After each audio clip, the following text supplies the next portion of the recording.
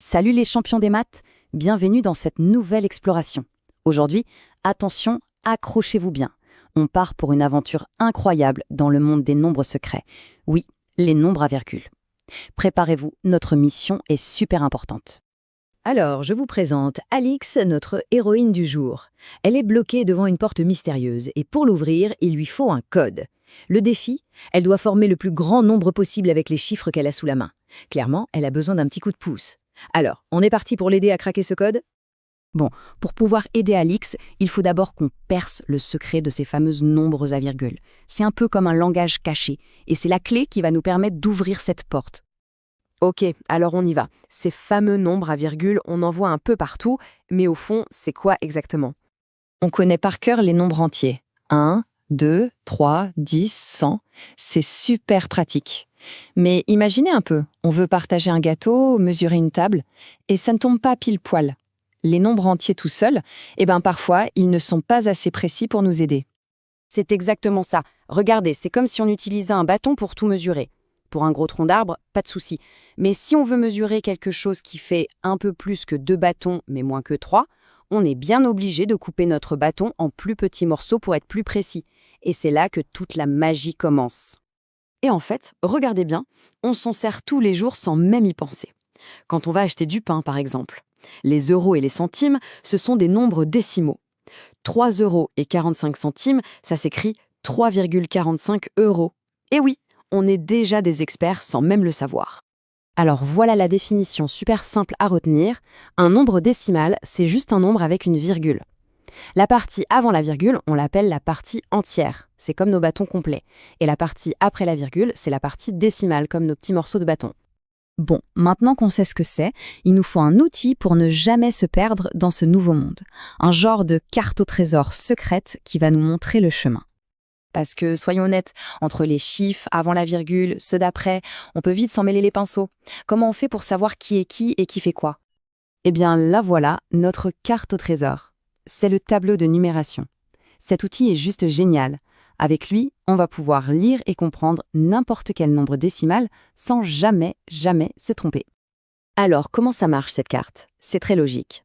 À gauche de la virgule, c'est la partie entière, les unités, les dizaines, les centaines, c'est le royaume des grands. La virgule, c'est notre frontière.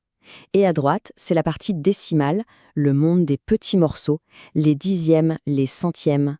Le grand secret, c'est que chaque colonne est 10 fois plus importante que sa voisine de droite. Allez, on essaie avec un exemple pour voir. Prenons 684,81. C'est simple, on place chaque chiffre dans sa maison. Le 4 va dans la colonne des unités, le 9 dans celle des dizaines, et de l'autre côté de la frontière, le 8 se place chez les dixièmes et le 1 chez les centièmes. Facile, non? Super! Maintenant qu'on sait lire notre carte, on va pouvoir passer à l'étape suivante, comparer nos trésors. On va organiser des duels de nombres pour savoir qui est le plus fort. Et ça, c'est essentiel pour aider Alix. Pour ça, j'ai une technique secrète, la méthode du détective. C'est tout simple, il y a 2 étapes.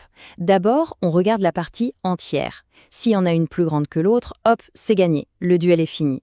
Si c'est pareil, alors on passe à l'étape 2, on inspecte la partie décimale, chiffre par chiffre. Premier duel, niveau facile pour s'échauffer, 13,79 contre 11,21.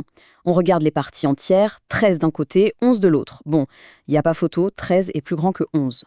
Le duel est déjà terminé, c'est 13,79 qui l'emporte.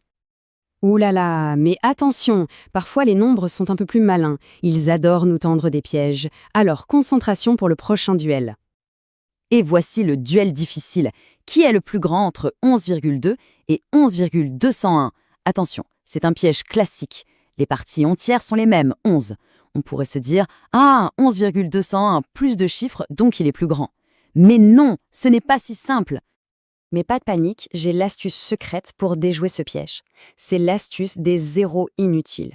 En fait, on a le droit d'ajouter autant de zéros qu'on veut à la fin de la partie décimale. Ça ne change rien du tout à la valeur du nombre.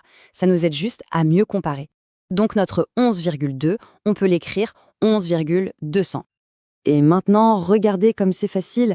Si on compare 11 200 et 11 201, eh bien, ça devient évident. C'est 11 201 qui est le plus grand. Et voilà, piège déjoué. Bien joué les détectives. Ça y est, on a toutes les clés en main, on sait ce que sont les nombres décimaux, on sait les lire, on sait les comparer, on est fin prêt à retourner aider Alix à déverrouiller cette fameuse porte. Nous revoilà devant la porte. Allez, on se reconcentre sur la mission. Il faut former le plus grand nombre possible avec les chiffres 1, 2, 5, 6 et 7. Alors, quelle est la bonne stratégie? Pour avoir le plus grand nombre possible, le plus important, c'est d'avoir la plus grande partie entière. C'est elle qui pèse le plus lourd, qui a le plus de valeur. C'est là que tout se joue. Donc la logique, c'est de prendre nos plus grands chiffres et de les placer dans les maisons les plus importantes, les centaines, les dizaines, etc. On prend donc notre plus grand chiffre, le 7, et on le met le plus à gauche possible. Ensuite, le 6, puis le 5 et le 2. Ça nous donne 76,52 pour la partie entière. Il nous reste le plus petit, le 1, qu'on place juste après la virgule.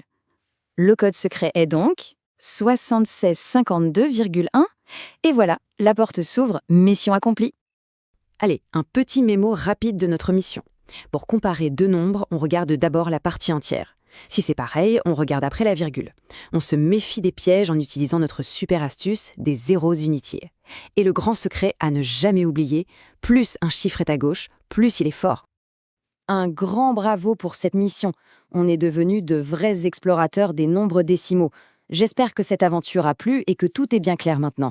Si c'est le cas, super, on peut laisser un pouce bleu, s'abonner pour ne manquer aucune nouvelle mission et bien sûr partager cette analyse avec tous les camarades de 6e. À très bientôt pour une nouvelle aventure mathématique.